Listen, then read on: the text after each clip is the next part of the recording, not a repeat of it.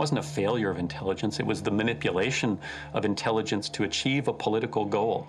They were disciplined. They stayed on message. They marshaled all of their forces in this relentless public relations campaign to convince the American people that there was a threat from Iraq. It's day 4 of the Bush team's full-court press, giving speech after speech after speech and issuing reports. The United States knows that Iraq has weapons of mass destruction. Any country on the face of the earth with an active intelligence program knows that Iraq has weapons of mass destruction. There is no doubt that Saddam Hussein now has weapons of mass destruction. There is no doubt that he is amassing them to use against our friends, against our allies, and against us. The choice is his. And if he does not disarm, the United States of America will lead a coalition and disarm him in the name of peace. Out of the president's mouth, vice president's mouth, the same things that were being given to us to put into our superiors, our senior civilian leadership's mouths, these things were not based on intelligence that we saw, that everyone saw. They were based on a very selective reading of the intelligence and then a creative packaging such that you could push through these 2 big points that the president and the vice president and the whole neoconservative community used to justify this preemptive war on Iraq. Less than a teaspoonful of dry anthrax in an envelope shut down the United States Senate in the fall of 2001. Their policy depends on deception and secrecy, like every imperial policy in history. Even dictatorships have taken great efforts always to disguise what they're doing and why they're doing it to their own people. This was never about weapons. This has always been about getting Saddam Hussein, and even in the most recent spin-up of this whole weapons issue, the Bush administration knew that there were no weapons of mass destruction in Iraq, and yet they continued to use the inspection process as a vehicle to achieve the ultimate goal and objective of regime change. These guys should be brought up on charges. There should be an investigation about whether these guys should be allowed to serve our country anymore. Because to me, it's criminal to say we're going to send our troops to war based on falsified intelligence, based on puffed up, exaggerated details.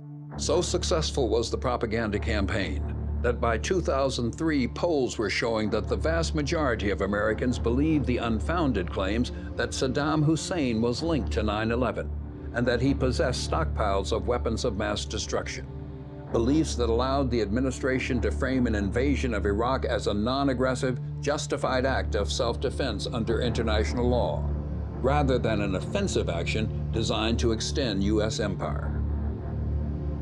Contrary to the lies told to the American people, Iraq had absolutely no connections with 9/11. Al-Qaeda was despised by the regime in Iraq, which was a secular regime, not interested in religion as such, but they still wanted to go for it.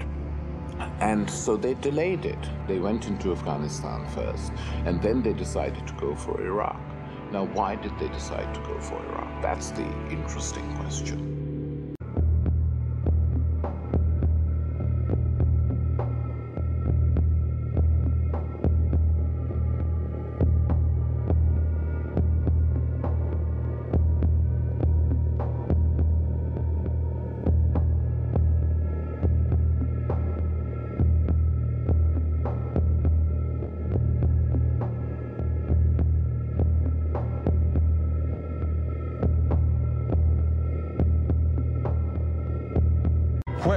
Saddam Hussein's weapons of mass destruction. Former Chief Weapons Inspector David Kay said last week, quote, "We were all wrong about Saddam's WMD." By now, the world knows there was a massive intelligence failure in the war on Iraq. President Bush and other countries. The failure to find Saddam Hussein's alleged weapons of mass destruction has raised serious questions about the legitimacy and legality of the ongoing war in Iraq. But as both American and Iraqi casualties escalate, and as the conflict becomes more chaotic and deadly by the day, debate within the United States continues to focus narrowly on whether American intelligence agencies provided accurate enough information to justify going to war. In the process, a larger question has been all but ignored. If the war was not about weapons of mass destruction, what is it really about? I keep asking the questions of why and how. Does this incident even have a purpose? Pursuing this question forces us to consider a different story. It is a story that begins as the Cold War ends. A story about a group of self-identified radical conservatives at the right-wing extreme of the Republican Party. A group of intellectuals and policymakers who saw the fall of the Soviet Union and communism not as an opportunity to scale back America's Cold War military machine, but as an opportunity to build up its size and scale, to use military force more aggressively and unilaterally, to construct a new, unchallenged American empire.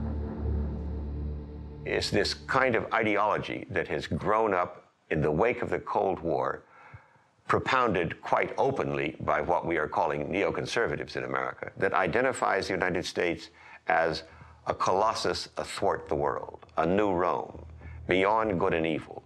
We no longer need friends. We don't need international law.